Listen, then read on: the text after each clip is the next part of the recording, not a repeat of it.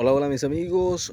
Hoy les voy a enseñar a hablar en Wayuunaki, pero antes los invito a seguirme en las redes sociales y a suscribirse en mi canal de YouTube. ¿Cómo informarle, cómo decirle a otra persona que tiene dolor de cabeza, que tiene dolor en el ojo o en los ojos, que tiene dolor de oído? Se dice de la siguiente manera: tengo dolor de cabeza. En Wayuunaki se dice Aizuteki o Watsutequi. Tengo dolor de cabeza o me duele la cabeza. Aizuteki. Duele el ojo. En Wayuunaki se dice Aizutou.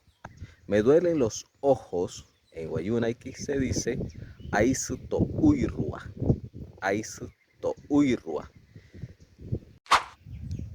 Tengo dolor de oído o me duele el oído.